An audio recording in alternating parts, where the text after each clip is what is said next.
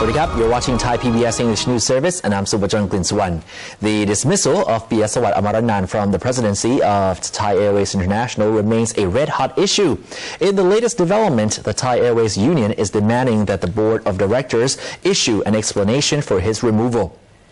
The Thai Airways International Union is urging the board of directors to hold a public forum within 7 days to explain its reasons for dismissing Piasawat Amaranan from the presidency of the airline. The union says that removing Piasawat, who passed his performance evaluation, will only tarnish the reputation of the airline as a public listed company. Jamsi Sukchodrat, president of the Thai Airways Union, also noted that if Piasawat did indeed fail his role as president, the employees should be aware of his failures, which is currently not the case. Hence, the board needs to clarify the situation. Meanwhile, the union is petitioning the Prime Minister to sack Ampon Kitti Ampon from the chairmanship of the Board of Directors, claiming that he is unable to resolve the controversy. Despite his dismissal, Piasawat continues, for now at least, to fulfill the President's duties at Thai Airways as usual. Deputy Prime Minister Yuttasak Sasiprapha and General Prayut Chan-o-cha, Army Commander, have been to the Deep South in Pattani Province to listen to the local officials' suggestions regarding the long-running unrest in the Deep South. At the same time, locals who fell victim to the violence are queuing up for the government's promised compensation. After the government approved a budget of approximately 2 billion baht to compensate people affected by the violence, locals in Pattani and Songkhla provinces have been registering their names to receive the compensation, while the government-appointed committee on victim rehabilitation will consider who should be compensated and by how much. The committee revealed that if the victims have official documents proving that their family member was injured or died in the southern unrest, they will definitely receive the compensation. Meanwhile, General Yuttasak Sasiprapha, Deputy Prime Minister, and General Prayut Chan-o-cha, Army Commander, were at Sirinthorn Camp in Yarang District of Pattani Province to listen to possible solutions to the southern unrest being proposed by the local defense department. General Prayut also repeated his orders for the army to beef up safety measures, especially for teachers in the far south during the school semester. The Lat Prao cop killer who murdered a police officer after the officer had warned him that his vehicle was making too much noise was arrested today. He admits that he was drunk at the time of the incident. Panupon Thamaut, who shot and killed Sergeant Pratin Jampahom on Monday night, was arrested in Chonburi province today.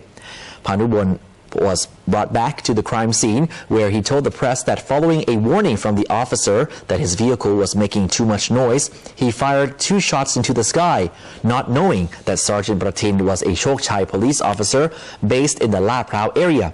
When the officer identified himself and tried to take the gun away from him, the officer was shot dead. Panupon admits that he was drunk at the time. More rain is approaching Thailand and will bring heavy showers from tomorrow until Sunday as a southwest monsoon strengthens. Strong winds and high seas are also expected along the Andaman and the Upper Gulf. The Meteorological Department warns of a southwest monsoon over the Andaman Sea, which will bring widely scattered thunder showers over the whole country. From tomorrow until May the 27th, the monsoon will strengthen, adding more thunder showers and isolated heavy rain. Strong winds will bring 2-meter waves to the seas along the Andaman and the upper Gulf of this country.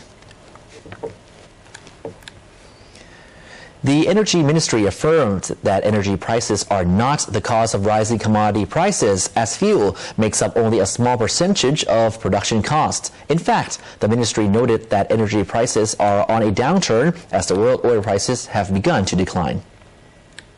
Suthep Lim Siricharan, Director of the Energy Policy and Planning Office, or EPPO, revealed that commodity prices will not be reduced by much, even though the Energy Ministry has postponed a planned increase in oil fund levies and put a freeze on LPG and NGV prices for 3 more months.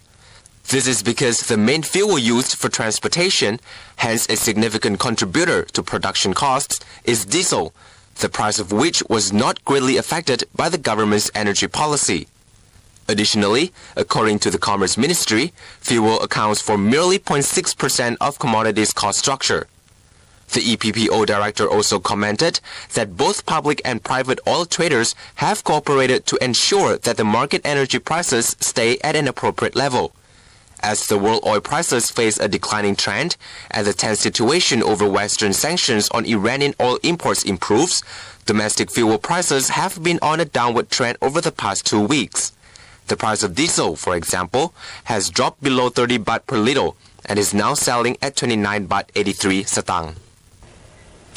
Mathayom 3 students from Badindecha Singh Singhaseni School have been protesting in front of the government house recently, demanding a fair enrollment policy so they can proceed to Mathayom 4. They are also claiming that Mathayom 3 students from other schools may have bribed Badindecha's director and got their seats in class ahead of them. This event has once again led to the public raising questions about the Thai education system.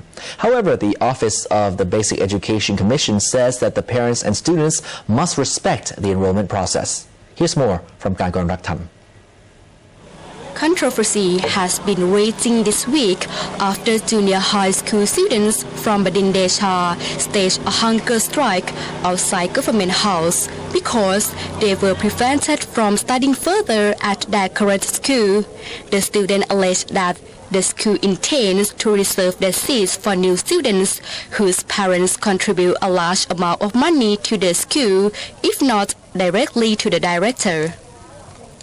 Despite already having seats in other schools in the nearby area, the 57 students and parents are asking the authorities to allow them to continue their studies at Badindecha School because to its good academic reputation. Every year, Thai public schools across the country can only accept new students in accordance with each school's limited quota. If the school already has an excessive number of students, that school has ranked students by their grades and expel a number of them with the lowest grades to make way for new pupils. Secretary General of the Office of the Basic Education Commission insists that Badindecha School cannot accept any new students while keeping all their current students due to the limited quota.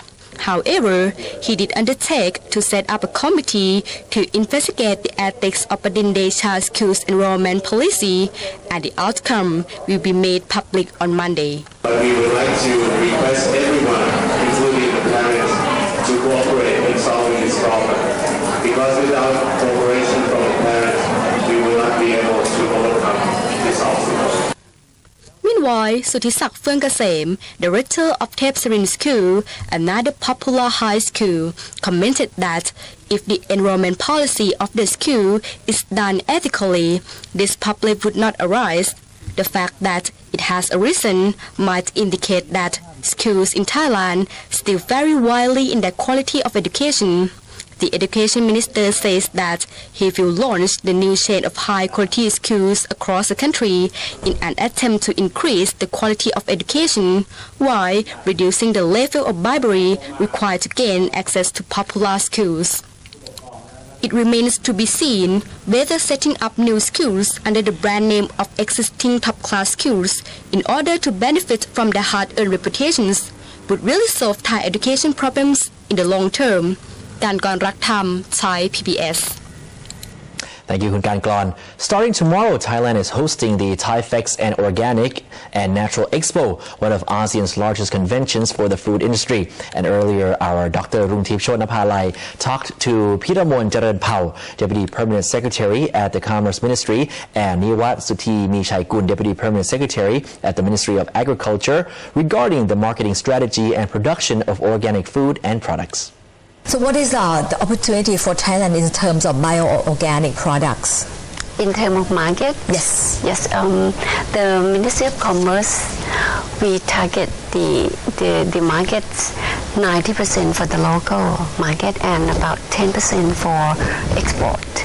And the product, we can say that we divide in 3 sections. Right. First is food, second is non-food, and the third one is service. Yes. So how big is the market? I think that it will be quite big because not just only for our people in Thailand. The people from ASEAN country, they always come to Thailand. Yes. to check up, to see the doctor. And after that, they fly back. But we hope that after we promote the wellness and the retreat center, it means that the people from ASEAN country can stay longer in the resort or the hotel. So if Thailand were to expand the markets of the organic and bio products, what would the agriculture or the department or the ministry would do? We have a problem about how to make the technology for success for organic. How to the market can get the idea from the farmer. New technology, we try to get the idea from the international market. After that, we try to promote the technique for the farmer, and then we get the product from the farmer. Thank you, Dr. Rungtip. Today, our southern neighbor Malaysia signed a free trade agreement or FTA with Australia in hopes of adding new momentum to trade in this region. The free trade agreement deal with Malaysia will be Australia's sixth of its kind, following on from New Zealand, the US, Singapore, Chile, and Thailand. Australia's FTA with Malaysia is a step further than the ASEAN deal, granting Australia's service sector the right to operate majority Australian-owned businesses in Malaysia and allowing access to Malaysia without endorsement from other ASEAN countries. More than 97% of the tariffs on Australian goods sold in Malaysia will be eliminated, while Australia agreed to accelerate the removal of tariffs for goods imported from Malaysia. Malaysian-Australian trade is worth some 13 billion US dollars annually. And moving to the Thai-Myanmar border, and yesterday's gloomy weather did not prevent Myanmar's Shan State Army from celebrating the second round of peace negotiations seeking to end fighting with the Burmese army. However, local residents remain skeptical that these talks will result in a lasting peace. Here's more from Hugh Adams. Yesterday's festivities were held at the Shan State Army's headquarters in Loi Teleng Township, near the Thai-Myanmar border, where hundreds of soldiers marched in celebration of the second round of peace negotiations aimed at ending fighting with government troops. While the Shan State Army from the south of the country and its political arm, the Restoration Council of the Shan State, or RCSS, had reached deals with the Myanmar government in January to end the conflict in the drug-producing region bordering China and Thailand, further talks were needed. In the most recent talks, both sides have agreed to a ceasefire, cooperation on a crackdown on the drugs trade, and to set up offices for further peace negotiations. The Secretary-General of the Shan State Army said the ceasefire is a positive step towards citizens and soldiers living in peace. The Shan State Army has long accused the government of Myanmar of human rights violations and oppression, and many residents remain skeptical that real change will come anytime soon. Shan State gained independence from British colonial rule in 1947. Their army is one of the largest ethnic rebel groups in the country. Hugh Adams, ThaiPBS. Thank you, Hugh. And that's all the time we have for tonight's edition. Thank you so much for watching. We'll see you again tomorrow, same time, same place. I'm Subodh Jungpin Sawan. Sawadee krap.